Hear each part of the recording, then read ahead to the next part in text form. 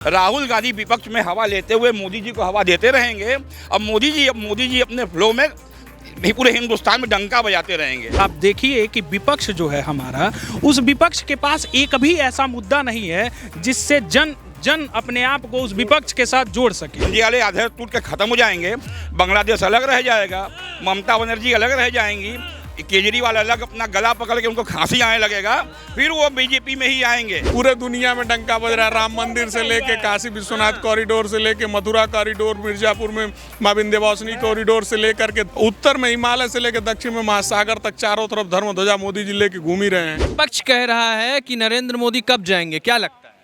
विपक्ष खुद गायब हो जा रहा है।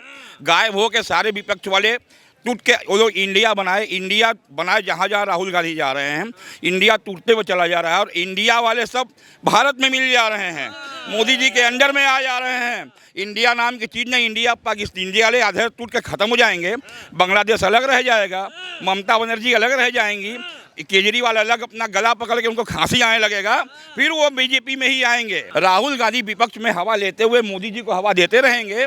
अब मोदी जी अपने फ्लो में पूरे हिंदुस्तान में डंका बजाते रहेंगे। देखिए, इस बार 2024 का जो चुनाव परिणाम आएगा वो वाकई एक ऐतिहासिक चुनाव परिणाम होगा। वो इस रूप में ऐतिहासिक होगा कि पहली बार कोई एक पार्टी इतने बड़े जनाधार के साथ बिना किसी उसके साथ वापसी करेगी, वो भी तीसरी बार। और मुझे जो लगा है कि आंकड़ा लगभग 370 से 75 के बीच भारतीय जनता पार्टी का अपना आंकड़ा रहेगा। और एनडीए की बात किया जाए, जो अलायंस है पूरा, जो जिसको चाचा भी भारत कह रहे थे, वह भारत 400 पार करके एक ऐतिहासिक जीत। इतिहास बनेगा भैया, इतिहास बनेगा। इतिहास अवश्य बनेगा। और इतिहास इसलिए भी बनेगा कि आप देखिए कि विपक्ष जो है हमारा, उस विपक्ष के पास एक भी ऐसा मुद्दा नहीं है जिससे जन अपने आप को उस विपक्ष के साथ जोड़ सके। उनके पास कोई मुद्दा नहीं है। हालांकि वह जो जन चेतना है, जनता जिस चीज से जुड़ी हुई है, उस चीज का विरोध कर रहे हैं और वह पता नहीं किस हवा में ही अपना जीतने की सोच रहे हैं। बड़ी बात ये रही कि वो अपनी संस्कृति को ही नहीं पहचान पाए।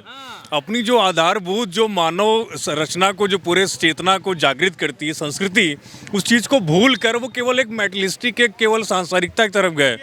और ये बहुत बड़ा दुर्भाग्य रहा है कि हमारी संस्कृति इतने सालों तक, इतने वर्षों तक सफ़र करी है। अब ऐसा कोई यशस्वी या ऐसा प्रतापी जो हमारा प्रधानमंत्री है, जो ध्वजवाहक रहे हैं, उन्होंने इस सबसे पहले पुनर्जागरण का काम किया। उसके बाद तो आधारभूत चीज़ें तो स्वतः धीरे धीरे संघर्ष से बनती रहेंगी, अपना चलती रहेंगी, आगे बढ़ती रहेंगी। देखिए, हम लोग दर्शन शास्त्र के विद्यार्थी हैं। पूरे दुनिया को हम लोग दो पार्ट में विभाजित करते हैं, एक अध्यात्म और दूसरा भौतिक। भौतिक जगत इंफ्रास्ट्रक्चर पे जो इस सरकार ने काम किया है, कोई सरकार आज तक नहीं काम की थी। रोड से लेकर के हर एक चीज देख लीजिए। और धार्मिक स्तर तो पूछिए मत भैया, पूरे दुनिया में डंका बज रहा है। राम मंदिर से लेके काशी विश्वनाथ कॉरिडोर से लेके मथुरा कॉरिडोर, मिर्जापुर में मां विंध्यवासिनी कॉरिडोर से लेकर के दक्षिण से लेकर के उत्तर में हिमालय से लेकर दक्षिण में महासागर तक चारों तरफ धर्म ध्वजा मोदी जी लेके घूम ही रहे हैं। भारतीय जनता पार्टी 2024 में कमाल करेगी? कमाल नहीं करेगी भैया, धमाल करेगी।